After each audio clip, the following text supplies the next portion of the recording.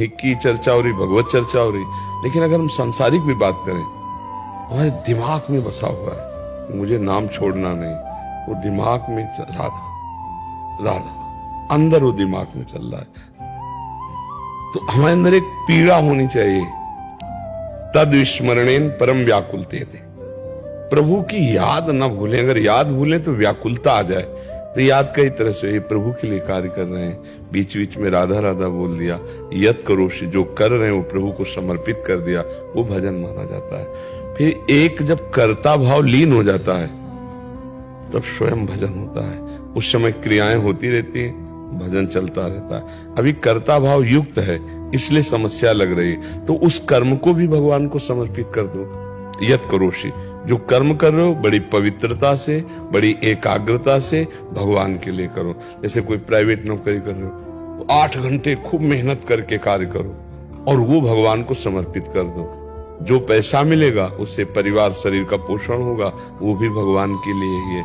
वो महाभागवत कहा जाता है जिसकी हर चेष्टा भगवान के लिए होती है। चाहे संतान उत्पत्ति क्रिया हो, चाहे वो आरती पूजा हो, वो दोनों भगवान की पूजा हो जाती है जब हम भगवान की आज्ञा का पालन करने के लिए करते हैं। तो ऐसे हमारे अंदर एक पीड़ा होनी चाहिए स्मरण की। तो शरीर से क्रियाएं हो रही हैं और अंदर से हम राधा राधा राधा, तो हम एकाग्रता पूर्वक कार्य कर सकते हैं।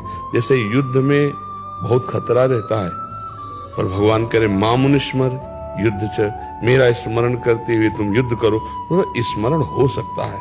हम याद कर सकते हैं प्रभु की निरंतरता। एक तार तो सिद्ध पुरुष का होता है, अपने लोगों का जब याद आ जाए, कार्यरत है राधा राधा।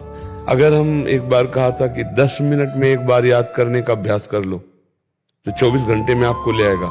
चलो 10 मिनट हम किसी कार्य में एकाग्र हैं, फिर जैसे सांस लिए ऐसे राधा, फिर 10 मिनट के लिए हम एकाग्रता पूर्वक फिर राधा। आप देख लो इससे लाभ आपको प्राप्त होगा।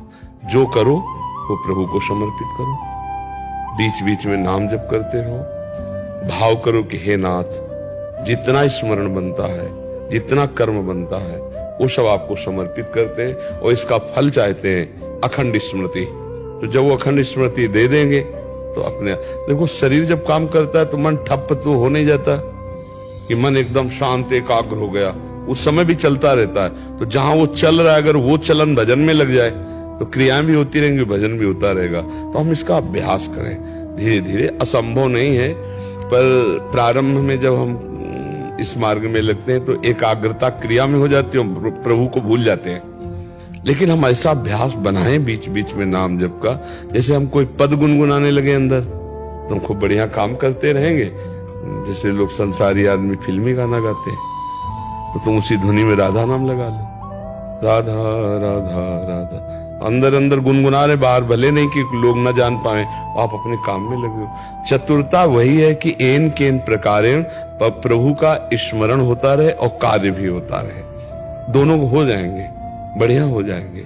जब युद्ध हो सकता है मामनुष्मर युद्ध च, तो और भी क्रियाएं भी हो सकती हैं। और अगर ऐसा ना होता तो बड़े बड़े गृहस्थ सिद्ध महापुरुष हुए, वो फिर कैसे होते? क्योंकि गृहस्थी में तो नाना प्रकार के कार्य हैं ही। अच्छा, विरक्त होने पर भी समाज की सेवा भगवान तो देते हैं, फिर तो भजन ही न हो पावे। मान लो हम सुबह से लगे तो फिर भजन ही न हो पावे, फिर बेकार ही समय माना जाएगा। लेकिन सब महाभजन हो रहा है क्योंकि अंदर का चिंतन है ना, सब में भगवान है, भगवान सब रूपों में आए हैं, भगवान की चर्चा कर रहे हैं, अपने भगवान का दर्शन करके उनका आदर कर रहे हैं और बीच बीच में नाम चल रहा है, भजन। ऐसे आप अभ्यास कर लो। महाराज जी, जैसे भगवान ने पढ़ने की सेवा दी है, तो जब भी जैसे किताब पढ़ते हैं, जैसे एक पेज पलटा